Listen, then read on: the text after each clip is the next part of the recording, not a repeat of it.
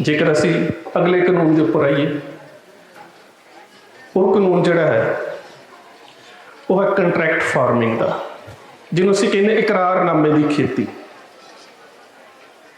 भी फिर नाल कह देंगे ने, मैं फिर ये गल इस करके कहना है कि जो मैं दिल्ली उन्होंने स्टेज तो बोलिया 13 दिसंबर तो बाद मेरा बाईकाट करता, जो 26 जनवरी नूं उत्थे वीरां ने जाके झंडा चलाता, फिर मेरे पोस्टर ला दिते ते गद्दार है। गरदारी या सरदारी ये फैसले इतिहास ने करने, पर मैं उस दिन भी इन्हां दी स्टेज के उपर ये गल कही सी कि तुसी किसान दे जीवन दे विचों धर्म नूं कड्ढण दी कोशिश ना करो। ये समझो कि संघर्ष दे विचों रूह खत्म हो जानी जे किसान दे जीवन दे विचों तुसी धर्म कड्ढण दी कोशिश करोगे। हुण मैं तुहानूं एक गल दसदा है, उत्थे सवाल किया गया जी बंदा सिंह बहादुर का एक पोस्टर ला दिता किसी बच्चे ने, तो कुछ आगू कहते जी बंदा सिंह बहादुर का पोस्टर नहीं लाना। मैं सवाल किया क्यों, कहते जी ये धार्मिक रंगत हो जाती। मैं कहा जी बंदा सिंह बहादुर ने तो सानू जरायती खेत्र के हक दिते ने, कहते जिहड़ा वक्त सी दे दिते हुण थोड़ा कोई देने, इंज नहीं होंदा। इतिहास के जिहड़े साडे नायक हुंदे ने उन्हां दीयां देणां नूं इंज नहीं भुलाया जांदा। तुसी अकबर दे वेले दा जमीनी बंदोबस्त वेखो, अज जिन्नी भी तुसी सानू तो कई वारी कह दिंदे ना जी रणजीत सिंह दे राज दे विच पंजाबी दा विकास नहीं होया, तो मैं इन्हां नूं सवाल करदा कि तुहानूं राज करदे तो बहुत चिर हो गया, किन्ना क विकास तुसी अपनी भाषा का कर लिया जे। अ जमीनी बंदोबस्त की जिन्नी भी शब्दावली आ, फर्द, इंतकाल, तसव्वर, तसव्वर बै, गिरदौरी, ये सारे अकबर दे वेले दे बनाए शब्द ने। तुसी किहड़ा बदल दिता अपनी भाषा च? जमाबंदी तो लैके गिरदौरी तक जिन्ने भी शब्द ने सारे अकबर के जमीनी बंदोबस्त के शब्द ने, सारे फारसी के ने। अजे भी पुरानिया फर्दां नूं पढ़न दे वास्ते जिहड़े नवे पटवारी भर्ती हुंदे पहलां उर्दू पढ़ाया जाता है, क्योंकि साडियां सारियां पुरानियां जिहड़ियां जमीनी बंदोबस्त के जरायत के खेत्र के जिन्ने भी दस्तावेज ने वो उर्दू के विच। हुण उहदे समय की सी कि जगीरदार ही पिंड की सारी जमीन की मलकीयत रखदा सी। फिर जमीन दी अगों किस्मां सी कि किहड़ी जमीन दे विचों परल, परौती, शजर, बंजर, खालसा, ये अगों फिर जमीन दी किस्मां सी, किहड़ी रुखां वाली है शजर, किहड़ी बंजर है, किहड़ी चाही है, किहड़ी पूरी तरह दे नाल आबाद है, ते किहड़ी बहुत ज़्यादा आबाद है जिहड़ी सीधी राजे दे अधिकार खेत्र च जावेगी, उत्ते कोई मजारा नहीं सी काबज हुंदा, उहनूं खालसा जमीन कहा जांदा सी। इसे करके गुरु साहब ने कहा खालसा अकाल पुरख की, इहदे विच विचोला कोई नहीं। खालसा शब्द उत्थों है उस जमीनी बंदोबस्त विच। खालसा जमीन दे विच राजे दे विच ते जमीन दे विच कोई मजारा नहीं सी हुंदा, उहनूं खालसा जमीन कहा जाता सी। पर बाकी जिहड़ियां किस्मां सी उन्हां दे उपर जिहड़े जगीरदार सी उन्हां ने अगों मजारे रखे हुंदे सी, ते हर जमीन की किस्म के मुताबिक 2 हिस्से तो लैके 6 हिस्से तक जिहड़े आ वो राजे नूं दित्ते जांदे सी। जदों बंदा सिंह बहादुर इस पंजाब की सत्ता के उपर काबज होया तो उस वेले जिहड़ा उसने सिक्का जारी किया उस विच लिखिया सी सिक्का यद बर हर दो आलम तेग नानक वाहब अस्त। उन्हें कहा कि राज मेरा है ही नहीं, ये दुनिया का पहला बादशाह होया है जिहड़ा बादशाह बनया तखत ते नहीं बैठा, जिहड़ा बादशाह बनया कलगी नहीं लगाई, जिहड़ा बादशाह बनया अपने नाम का सिक्का जारी नहीं किया, जिहड़ा बादशाह बनया अपने नाम की मोहर जारी नहीं की, उसने मोहर ते भी लिखा देगो तेगो फतेह नुसरत बेदरंग याफत च नानक गुरु गोबिंद सिंह। किते तुहानूं अखबार आते दरबारे मौला जिहदे च रोज़ दियां खबरां जांदियां सी, वो पढ़न का मौका मिले ना, उहदे चों पता लगेगा बंदा सिंह बहादुर की जमीन के उपर काश्तकारां नूं देण की सी। उहदे विच इक आउंदा है कि बादशाह नूं खबर जा रही है, अखबार नवीस लिख रहा अखबार आते दरबारे मौला, अखबार नवीस लिख ही रहा है, कहता है कि बंदा सिंह बहादुर दे कोल जिहड़ा भी आम व्यक्ति जाता है ना, जदों अमृत छक के ते उहदी फौज का सिपाहसलार बन के पिंड दे विच आउंदा है, ते जिहड़े जगीरदार ने ना फिर उन्हें झुक के सलाम करते हैं तो उहदी जमीन के उपरों कोई मामला नहीं लेते। इसका मतलब सी जगीरदारी सिस्टम को तोड़ के उन्हें मजारियां नूं जमीनां दे उपर काबज कर दिता। उहदे विच स्पैशल कोटेशन है एक नसीरुद्दीन नाम के मुसलमान की कि नसीरुद्दीन छोटा जिहा मजारा सी, बंदा सिंह बहादुर तो अमृत छक के नसीर सिंह बन के पिंड दे विच आया तो पिंड का चौधरी बन गया। ये की सी? यही कुछ सी ਕਿ ਜਿਹੜੇ ਲੋਕ ਉਦੋਂ ਗਰੀਬ ਕਿਸਾਨਾਂ ਦਾ ਲਹੂ ਚੂਸਦੇ ਸੀ ਉਹਨਾਂ ਤੋਂ ਮੁਕਤ ਕਰ ਦਿੱਤਾ ਬੰਦਾ ਸਿੰਘ ਬਹਾਦਰ ਨੇ। ਇਹ ਦੇਣ ਸੀ, ਇੱਕ ਜਰਾਇਤੀ ਖੇਤਰ ਨੂੰ ਬਹੁਤ ਵੱਡੀ ਦੇਣ ਸੀ। ਇਸੇ ਇਕਰਾਰਨਾਮੇ ਦੀ ਖੇਤੀ ਦੇ ਵਿੱਚ ਅੱਜ ਫਿਰ ਸਾਨੂੰ ਜਿਹੜਾ ਲਿਆ ਕੇ ਜਾਂਦਾ ਜਾ ਰਿਹਾ। ਔਰ ਇਹਦੇ ਪਿੱਛੇ ਮੈਂ ਫਿਰ ਕਹਿ ਦੇਵਾਂ ਕਿ ਇੱਕ ਬਹੁਤ ਵੱਡਾ ਸਨਅਤਕਾਰਾਂ ਦਾ ਅੰਤਰਰਾਸ਼ਟਰੀ ਪੱਧਰ ਦਾ ਇੱਕ ਬਹੁਤ ਵੱਡਾ ਗਰੁੱਪ ਹੈ, ਜਿਹਦੇ ਵਿੱਚ ਰੌਥਸ਼ੀਲਡਸ ਵੀ ਆ ਜਾਂਦੇ ਨੇ, ਜਿਹਦੇ 'ਚ ਰੌਕਫੈਲਰ ਵੀ ਆ ਜਾਂਦੇ ਨੇ, ਜਿਹਦੇ 'ਚ ਜਿਨ੍ਹਾਂ ਦੀ ਅਸੀਂ ਮਚੈਟੀ ਵਰਤਦੇ ਹੁੰਦੇ ਸੀ, ਮਨਸੈਂਟੋ ਕੰਪਨੀ, ਉਹਦੀ ਮਲਕੀਅਤ ਵਾਲੇ ਲੋਕ ਵੀ ਆ ਜਾਂਦੇ ਨੇ ਤੇ ਬਾਇਰ ਵਾਲੇ ਵੀ ਆ ਜਾਂਦੇ ਨੇ। ਇੱਕ ਬਹੁਤ ਵੱਡਾ ਸਨਅਤਕਾਰੀ, ਇਹ ਉਹ ਸਨਅਤਕਾਰ ਨੇ ਜਿਨ੍ਹਾਂ ਨੇ ਪਹਿਲੀ ਵਿਸ਼ਵ ਤੇ ਦੂਜੀ ਵਿਸ਼ਵ ਜੰਗ ਦੇ ਵਿੱਚ ਸਭ ਤੋਂ ਵੱਧ ਕਮਾਈ ਹਥਿਆਰਾਂ ਦੇ ਵਪਾਰ ਦੇ ਵਿੱਚ ਕੀਤੀ। ਉਸ ਵਿਸ਼ਵ ਜੰਗ ਤੋਂ ਬਾਅਦ ਸਭ ਤੋਂ ਵੱਧ ਕਮਾਈ ਦਵਾਈਆਂ ਦੇ ਵਪਾਰ ਦੇ ਵਿੱਚ ਕੀਤੀ। ਤੇ ਅੱਜ ਉਹਨਾਂ ਨੂੰ ਇਹ ਪਤਾ ਹੈ, ਮੈਂ ਤੁਹਾਨੂੰ ਇੱਕ ਉਦਾਹਰਨ ਦਿੰਦਾ, ਜਿੰਨੇ ਵੀ ਜੈਨੇਟਿਕਲੀ ਇੰਜੀਨੀਅਰਡ ਸੀਡਸ ਨੇ, ਜਿਨ੍ਹਾਂ ਨੂੰ ਅਸੀਂ BT ਕਾਟਨ ਕਹਿ ਦਿੰਦੇ ਹਾਂ, BT ਸੀਡਸ ਕਹਿ ਦਿੰਦੇ ਹਾਂ, ਜਾਂ ਬਾਇਓਟੈਕਨੀਕਸ ਦੇ ਨਾਲ ਜਿਹੜੇ ਇੰਜੀਨੀਅਰਡ ਸੀਡ ਨੇ, ਤੁਸੀਂ ਵੇਖਦੇ ਹੋ ਅਸੀਂ ਸਾਰੇ ਕਿਸਾਨ ਪਰਿਵਾਰਾਂ ਦੇ ਵਿੱਚੋਂ। ਮੈਨੂੰ ਤਾਂ ਕਿਸੇ ਨੇ ਸਵਾਲ ਕਰ ਦਿੱਤਾ, ਕਹਿੰਦੇ ਜੀ ਇਹ ਕਿਸਾਨੀ ਅੰਦੋਲਨ 'ਚ ਕੀ ਲੈਣ ਆਇਆ, ਇਹ ਤਾਂ ਇਤਿਹਾਸਕਾਰ ਹੈ, ਕਿ ਮੈਂ ਕਿਸਾਨ ਨਹੀਂ ਹੋ ਸਕਦਾ। ਮੈਂ ਇਸ ਕਰਕੇ ਆਇਆ ਸੀ, ਐਕਚੁਅਲੀ ਮੈਂ ਤੁਹਾਨੂੰ ਦੱਸ ਹੀ ਦਿੰਦਾ, ਮੈਂ 7 ਮਹੀਨੇ ਤੋਂ ਅੱਜ ਲੈਕਚਰ ਕਰਨ ਵਾਸਤੇ ਆਇਆ ਬਿਨਾਂ ਕਿਸਾਨੀ ਸੰਘਰਸ਼ ਤੋਂ। ਮੈਂ ਲਗਾਤਾਰ 7 ਮਹੀਨੇ ਜਿੱਥੇ ਵੀ ਪੰਜਾਬ ਦੇ ਵਿੱਚ ਕਿਸਾਨੀ ਸੰਘਰਸ਼ ਦੇ ਧਰਨੇ ਲੱਗਦੇ ਸੀ ਜਾਂ ਰੋਸ ਮੁਜ਼ਾਹਰੇ ਹੁੰਦੇ ਸੀ, ਮੈਂ ਉੱਥੇ ਜਾਂਦਾ ਸੀ ਲੈਕਚਰ ਕਰਨ ਵਾਸਤੇ। ਮੈਨੂੰ ਲੱਗਦਾ ਸੀ ਕਿ ਇਹ ਸਾਡੀ ਇੱਕ ਪੰਜਾਬ ਦੇ ਲੋਕਾਂ ਦੀ ਡਿਊਟੀ ਹੈ, ਕਿਉਂਕਿ ਅਸੀਂ ਸਿਰਫ ਕਣਕ ਦੀ ਨਹੀਂ, ਅਣਖ ਦੀ ਜੰਗ ਵੀ ਲੜ ਰਹੇ ਹਾਂ, ਅਸੀਂ ਫਸਲਾਂ ਦੀ ਨਹੀਂ, ਨਸਲਾਂ ਦੀ ਜੰਗ ਵੀ ਲੜ ਰਹੇ ਹਾਂ, ਅਸੀਂ ਕਾਨੂੰਨਾਂ ਕਰਕੇ ਨਹੀਂ ਲੜ ਰਹੇ, ਅਸੀਂ ਆਉਣ ਵਾਲੀਆਂ ਪੀੜ੍ਹੀਆਂ ਦੀ ਹੋਂਦ ਦੀ ਜੰਗ ਵੀ ਲੜ ਰਹੇ ਹਾਂ। ਤੇ ਜੇ ਇਹ ਜੰਗ ਅਸੀਂ ਹਾਰ ਜਾਂਦੇ ਨਾ, ਅਸੀਂ ਬਹੁਤ ਲੰਬਾ ਸਮਾਂ ਉੱਠਣ ਜੋਗੇ ਨਹੀਂ ਰਵਾਂਗੇ। ਤੇ ਸਾਨੂੰ ਇਹ ਸੀ ਕਿ ਅਸੀਂ ਵੱਧ ਤੋਂ ਵੱਧ ਲੋਕਾਂ ਨੂੰ ਜਾ ਕੇ ਇਹਨਾਂ ਕਾਨੂੰਨਾਂ ਦੇ ਬਾਰੇ ਸੁਚੇਤ ਕਰ ਸਕੀਏ। ਮੈਂ ਕਿਉਂ ਸੀ, ਮੈਂ ਤੁਹਾਨੂੰ ਇੱਕ ਛੋਟੀ ਜਿਹੀ ਉਦਾਹਰਨ ਦਿੰਦਾ। ਅਨੰਦਪੁਰ ਸਾਹਿਬ ਦਾ ਜਦੋਂ ਹੋਲਾ ਮਹੱਲਾ ਹੁੰਦਾ ਹੈ, ਉਹਨਾਂ ਦਿਨਾਂ ਦੇ ਵਿੱਚ ਵੀ ਵਡਭਾਗ ਸਿੰਘ ਵਾਲਿਆਂ ਦਾ ਵੀ ਮੇਲਾ ਹੁੰਦਾ ਹੈ। ਇਹ ਤਕਰੀਬਨ 1996 ਦੀ ਗੱਲ ਹੈ। ਮੈਂ ਗੱਡੀ ਦੇ ਵਿੱਚ ਆ ਰਿਹਾ ਸੀ, ਮੇਰੇ ਨਾਲ 2-3 ਦੋਸਤ ਸੀ। ਇੱਕ ਟਰੱਕ ਦੇ ਉੱਪਰ ਉਧਰਲੇ ਪਾਸਿਓਂ ਵਡਭਾਗ ਸਿੰਘ ਵਾਲੇ ਪਾਸਿਓਂ ਆਪਣਾ ਮੇਲਾ ਬੁਲਾ ਕੇ ਜਿਹੜੇ ਆ ਰਹੇ ਲੋਕ ਸੀ, ਉਹ ਲੋਕਾਂ ਦੇ ਉੱਪਰ ਪਾਣੀ, ਰੰਗ, ਬੜੀਆਂ ਸ਼ਰਾਰਤਾਂ ਕਰਦੇ ਆ ਰਹੇ ਸੀ। ਇੱਕ ਖੁੱਲੇ ਟਰੱਕ ਦੇ ਵਿੱਚ ਜਿਹੜਾ ਪਿੱਛੋਂ ਟਰਾਲਾ ਹੁੰਦਾ, ਉਹਦੇ ਵਿੱਚ ਬੀਬੀਆਂ ਬੈਠੀਆਂ ਕੁਝ ਪਾਠ ਕਰ ਰਹੀਆਂ ਸੀ ਪੋਥੀਆਂ ਦੇ ਉੱਪਰ, ਜਿਹੜੀਆਂ ਅਨੰਦਪੁਰ ਸਾਹਿਬ ਤੋਂ ਵਾਪਸ ਆ ਰਹੀਆਂ ਸੀ। ਉਹਨਾਂ ਨੇ ਪਾਣੀ ਉੱਪਰ ਸੁੱਟਿਆ, ਉਹ ਪੋਥੀਆਂ ਦੇ ਉੱਪਰ ਪੈ ਗਏ। ਕੁਦਰਤੀ ਹੈ ਕਿ ਟਰੱਕ ਦੇ ਨਾਲ ਅਸੀਂ ਲਾ ਕੇ, ਉਹਨਾਂ ਦੇ ਟਰੱਕ ਨੂੰ ਗੱਡੀ ਲਾ ਕੇ ਅਸੀਂ ਰੋਕ ਲਿਆ। ਉੱਥੇ ਥੋੜਾ ਲੜਾਈ ਝਗੜਾ ਸ਼ੁਰੂ ਹੋ ਗਿਆ ਕਿ ਤੁਸੀਂ ਜਿਹਦੇ ਤੇ ਮਰਜ਼ੀ ਰੰਗ ਪਾਓ, ਸਾਨੂੰ ਕੋਈ ਇਤਰਾਜ਼ ਨਹੀਂ ਹੈ, ਪਰ ਇਹ ਵੇਖਣਾ ਚਾਹੀਦਾ ਸੀ ਕਿ ਜਿਹੜੀ ਟਰਾਲੀ ਦੇ ਉੱਪਰ ਤੁਸੀਂ ਬੱਚੀਆਂ ਦੇ ਉੱਪਰ ਰੰਗ ਸੁੱਟਿਆ, ਉਹ ਪਾਠ ਕਰ ਰਹੀਆਂ ਨੇ, ਹੋਲੀ ਨਹੀਂ ਖੇਡ ਰਹੀਆਂ। ਲੜਾਈ ਥੋੜੀ ਵੱਧ ਗਈ। ਉਸ ਲੜਾਈ ਦੇ ਵਿੱਚ ਜਿਹੜਾ ਟਰੱਕ ਦਾ ਉੱਪਰਲਾ ਟੂਲ ਬਾਕਸ ਹੁੰਦਾ ਨਾ, ਉੱਥੇ ਇੱਕ ਬੜਾ ਭਾਰਾ ਸਿੰਘ ਖੜਾ ਸੀ, ਹੱਥ 'ਚ ਕਿਰਪਾਨ ਸੀ। ਉਹ ਮੁੰਡਿਓ, ਫਲਾਣਾ ਨਹੀਂ ਜਾਣਾ ਚਾਹੀਦਾ, ਫਲਾਣਾ ਵੜ ਦਿਓ, ਫਲਾਣੇ ਨੇ ਪਾਣੀ ਪਾਇਆ ਜੇ, ਇਹ ਨਹੀਂ ਜਾਣਾ ਚਾਹੀਦਾ। ਨੌਜਵਾਨ ਤਾਂ ਸਾਰੇ ਲੜ ਰਹੇ ਸੀ, 2 ਬੀਬੀਆਂ ਖਲੋਤੀਆਂ ਸੀ ਮੇਰੇ ਲਾਗੇ।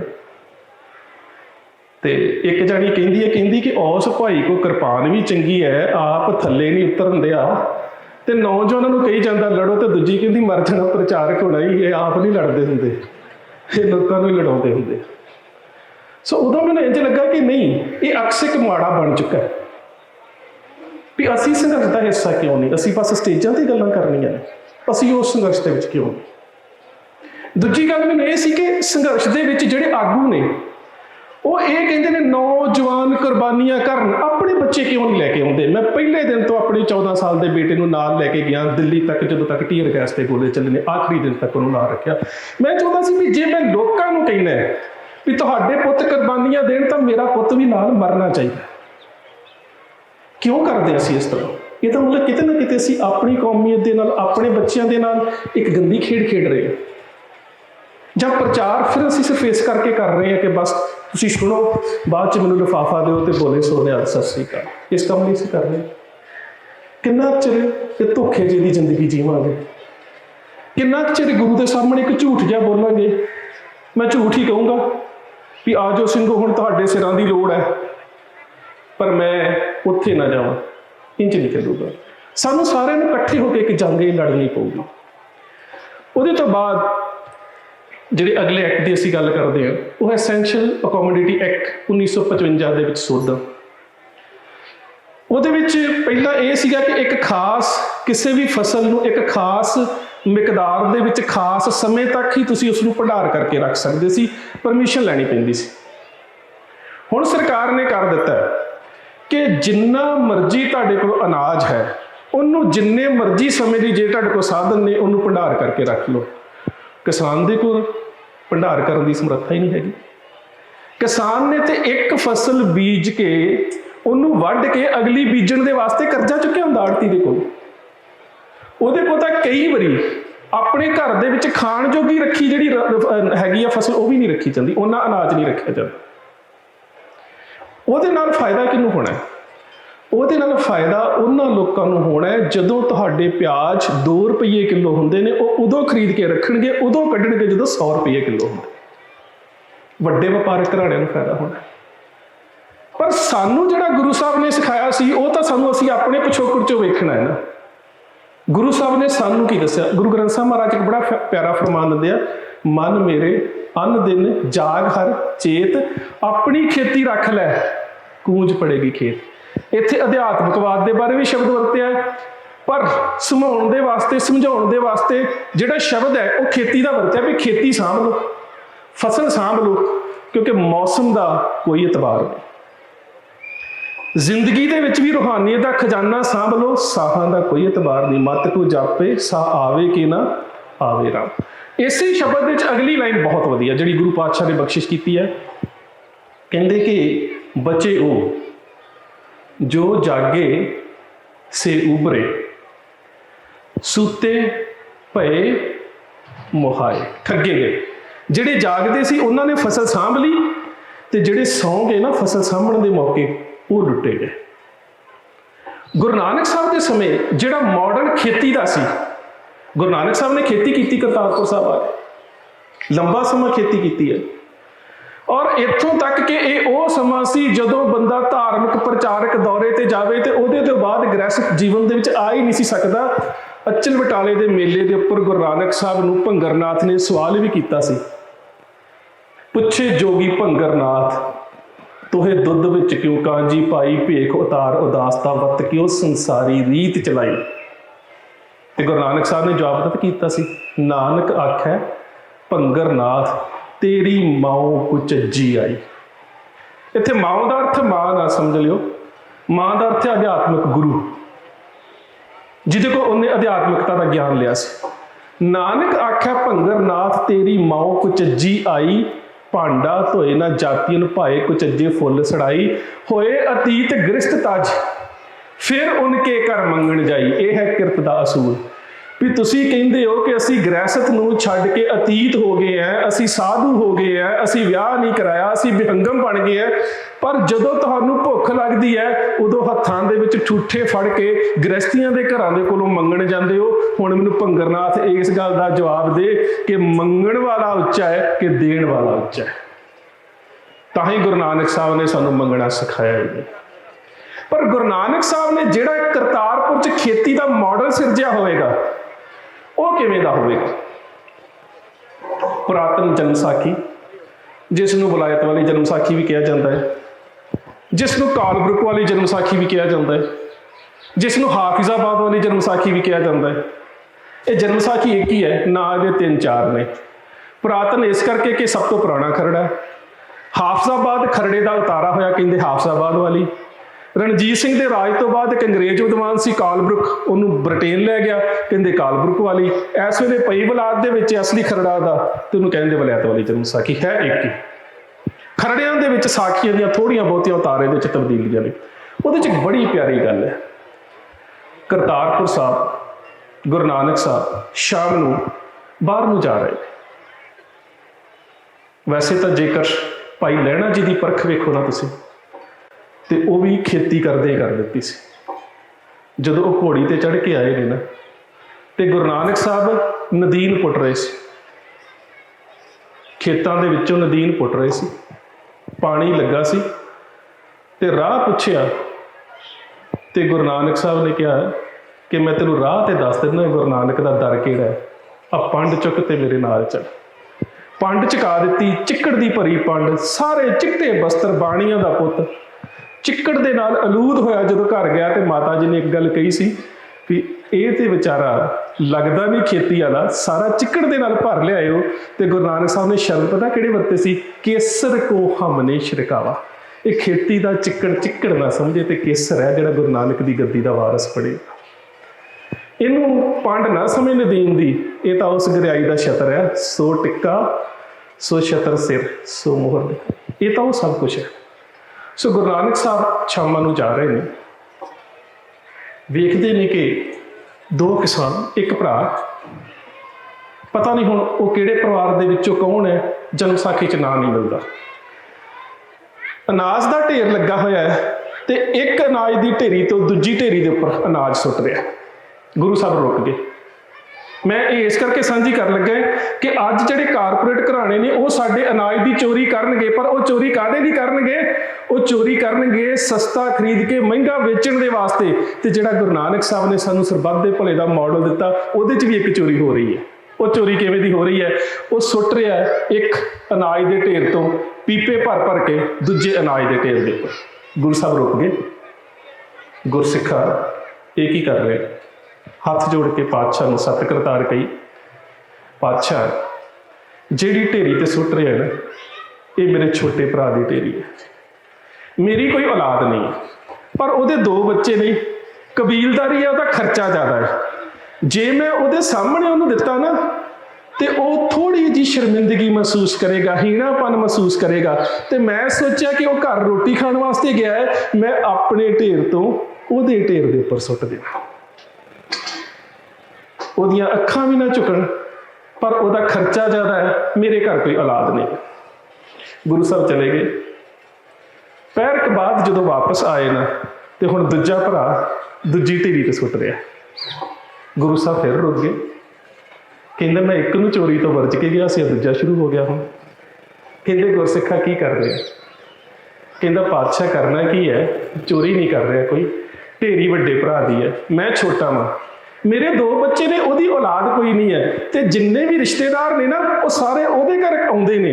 ਜਿੰਨੇ ਵੀ ਸਾਡੇ ਬਾਹਰੋਂ ਰਿਸ਼ਤੇਦਾਰ ਆਉਂਦੇ ਨੇ, ਨੇੜੇ ਤੇੜੇ ਦੇ ਆਉਂਦੇ ਨੇ, ਉਹ ਸਾਰੇ ਉਹਦੇ ਘਰ ਆਉਂਦੇ ਨੇ। ਮੇਰੇ ਘਰ ਕੋਈ ਨਹੀਂ ਆਉਂਦਾ ਕਬੀਲਦਾਰ ਸਮਝ ਕੇ ਕਿ ਇਹ ਅੱਗੇ ਖਰਚਦਾਰ ਹੈ, ਪਰ ਉਹਦੇ ਘਰ ਆਉਂਦੇ ਨੇ। ਤੇ ਮੈਂ ਸੋਚਿਆ ਵੱਡਾ ਭਰਾ ਆ, ਮੇਰੇ ਸਾਹਮਣੇ ਅੱਖਾਂ ਨਾ ਨੀਵੀਆਂ, ਹੁਣ ਮੈਂ ਉਹਦੀ ਢੇਰੀ ਦੇ ਉੱਪਰ ਸੁੱਟ ਦਿਆਂ। ਇਹ ਮਾਡਲ ਗੁਰੂ ਨਾਨਕ ਸਾਹਿਬ ਨੇ ਸਿਰਜਿਆ। ਹੈ ਕੋਈ ਇਵੇਂ ਦਾ ਮਾਡਲ ਦੁਨੀਆ ਦੇ ਵਿੱਚ ਜਿੱਥੇ ਦਿੱਤਾ ਵੀ ਜਾਵੇ ਤੇ ਮਨੁੱਖ ਨੂੰ ਸ਼ਰਮਿੰਦਗੀ ਵੀ ਨਾ ਹੋਵੇ?